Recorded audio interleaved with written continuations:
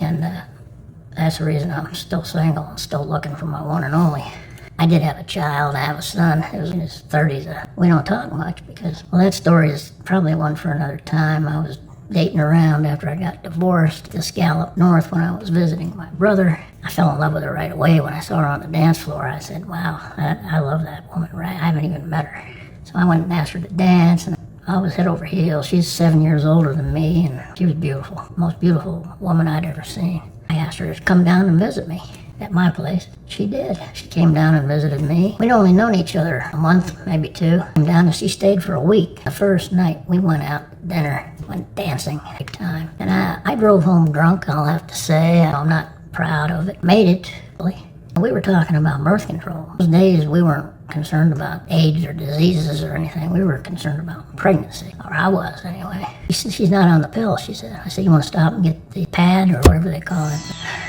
I can't remember what it's called. Still have the box here at home. It's never been opened. We didn't use it. We got home, a box of these things. She never opened the box. She never used it. Not wanting anybody to get pregnant. We started having sex, and the bottom line was she was on top of me, drunk as hell. Never so pleased to have such a beautiful woman have sex with me. She said, don't worry, I can't get pregnant. That night she became pregnant. Long story that goes with that too, and I don't want to get into it. Heartbreaking for me.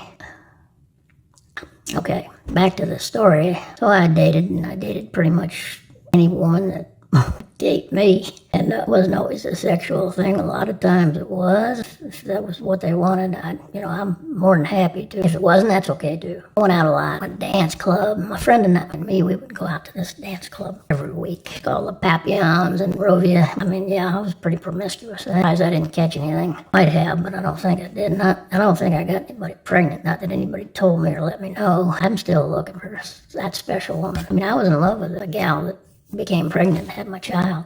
To break up with her, I found out she was crazy. 1 month after she became pregnant, I didn't have a choice. I had to break up with her. She was a nut. Beautiful. Well, beautiful nut.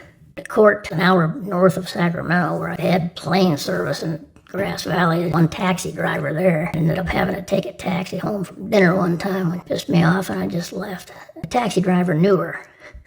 That's how small of a town this was. I said, I'll watch out for her. I said, well, I'm finding that out. He became pregnant, had a child. Now, we went to court, and I fought for my visitations. And he dated the judge. One of the judges had to recuse himself because she dated him. Dated an attorney and got him involved. I was just destined to be beat hard, so to speak. Won, got everything she wanted, and I would go to Sacramento up there and drive the rental car up to there to visit my son, and she'd be an hour late for a 2-hour visitation, getting to the point where I couldn't even see my son for the time that I was supposed to. And then the story gets depressing as it goes on. Anyway, he knows I'm here, and he knows that I care about him. Time he wants to talk to me, he knows how to reach me.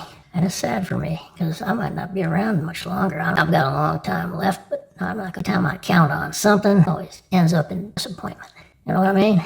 Thing I learned in life. It's time to say goodnight. I'm getting a little bit tired, and I'm going to pour a cement deck in my backyard tomorrow. Renter here is also a good friend, and he's going to help me. So that's kind of nice. I was planning on having to do it myself. I'm going to get some sleep.